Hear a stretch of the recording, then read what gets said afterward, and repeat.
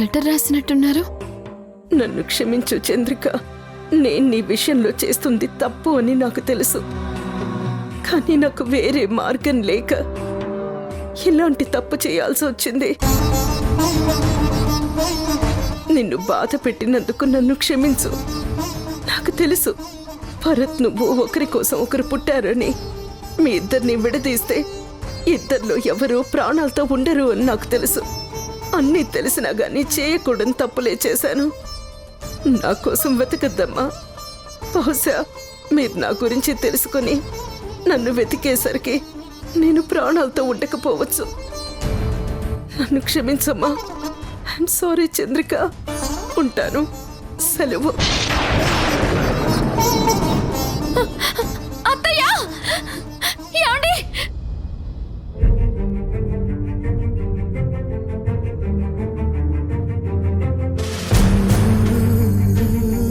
మీరు నా మీద లేనిపోని కోపాన్ని ప్రదర్శిస్తున్నారే తప్ప మీకు నా మీద ఎంత ప్రేమ ఉందో నాకు మాత్రమే తెలుసు అత్తయ్య.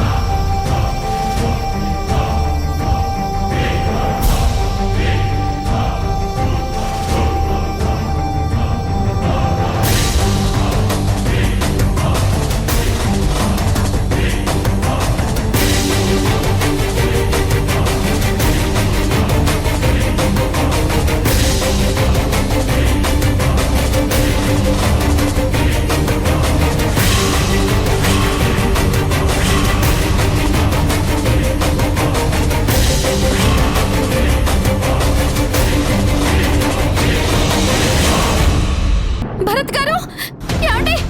ఏమండి? తొందరగా రండి. భరత్ గారు. ఏమైంది చంద్రిక? ఎందుకంత టెన్షన్ పడుతున్నావు? ఒకసారి లెటర్ చదవండి.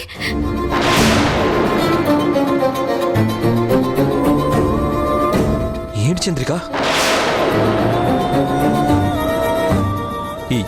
ఏంటి చంద్రిక ఇది?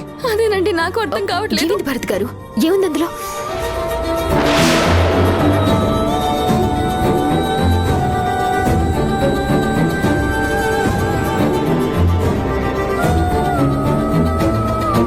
ఏమండి, చూశారు కదా అత్తయ్య గారు ఎంత పని చేశారో చూసారా?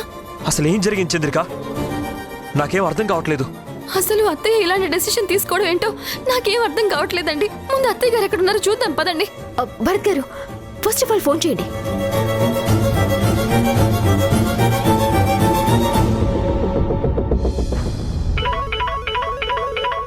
ఫోన్ ఇక్కడే ఉంది. ఆవిడ కావాలని ఫోన్ ఇక్కడ వదిలేసి వెళ్ళిపోయారు. వీలైనంత త్వరగా వెళ్ళి మీనాక్షి గారిని పట్టుకోవాలి. లేదంటే వినుకుడని వార్త వినాల్సి వస్తుంది. భరత్ గారు, త్వరగా ప్లీజ్. చంద్రిక, పోలీస్ స్టేషన్కి వెళ్తాను. నువ్వు పాపం చూసుకుంటూ ఉండు. ఏమండి, నేను కూడా మీతో పాటు వస్తాను.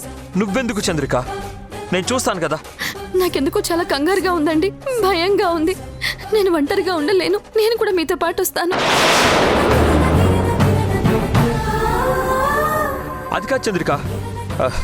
సరే, అందరం ఒకే చోట ఎందుకు? ఒక పని చేయి. నువ్వు వైశాలి కలిసి అమ్మ రెగ్యులర్గా వెళ్లే గుళ్ళకి, ఫ్రెండ్స్ ఇంటికి వెళ్ళి చూడు. తెలుస్తుంది కదా.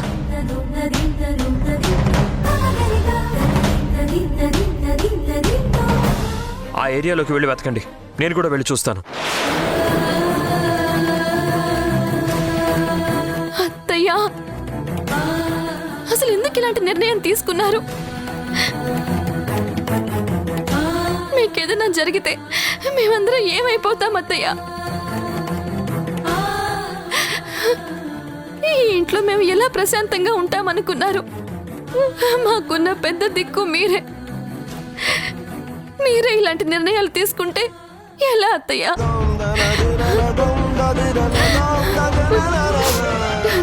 భగవంతుడా, మా అత్తయ్య గారికి ఏం కాకూడదు. ఆవిడ క్షేమంగా ఉండాలి. అంతా నీదే భారం స్వామి. చంద్రిక, ముందు మనం వెళ్ళి వెతికితాం పదా. అది కాదు వైశాలి, అసలు అత్తయ్య ఎందుకు ఇలాంటి నిర్ణయం తీసుకున్నారు? నీకు తెలుసు కదా ఆవిడ చాలా టెన్షన్లో ఉన్నారు. చుట్టూ ఇంతమంది ఉన్నా తను ఒంటరైపోయారు. ఆ ఒంటరితనంలో ఆవిడ ఏం చేస్తున్నారో, ఆవిడ ఎలాంటి నిర్ణయం తీసుకున్నారో ఆవిడికే తెలియని పరిస్థితిలో ఉంది. మనం ఆలస్యం చేయకూడదు చంద్రిక.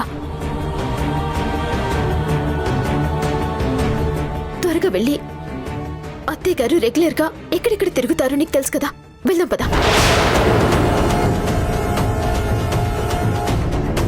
అదృష్టం కొద్దీ ఎక్కడైనా ఒక చోటు దొరకచ్చు. మనం లేట్ చేసామంటే ఆవిడ లెటర్లో రాసి పెట్టినట్టుగానే ఏదైనా అఘాయిత్యం చేసుకోవచ్చు.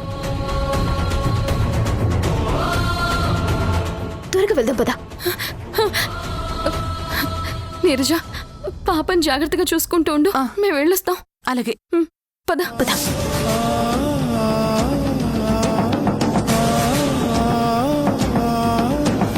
భగవంతుడా, మీనాక్షి గారికి ఏమీ కాకుండా క్షేమంగా ఇంటికి వచ్చేలా చూడు స్వామి.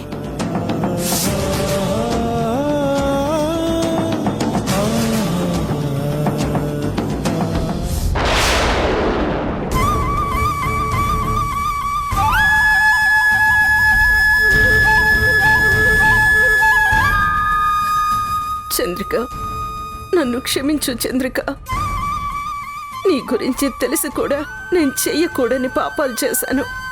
ఇంకా నేను బ్రతికుంటే నా వల్ల నువ్వు భరత్ చాలా నరకాలు అనుభవించాల్సి వస్తుంది. మిమ్మల్ని బాధ పెట్టి నేను బ్రతకలేను. దానికంటే నాకు చావే మంచిది. నేను చచ్చిపోతే మాట తప్పి చనిపోయాను అని రుద్రాణి నన్ను తిట్టుకుంటుంది. పర్వాలేదు, బ్రతికుండి తన కళ్ళెదురుగా నిలబడి మాట తప్పాను అని అనిపించుకునే కంటే చనిపోతే కనీసం మీ ఇద్దరికీ న్యాయం చేశాను అన్న ఆత్మసంతృప్తి అయినా ఉంటుంది. నన్ను క్షమించు.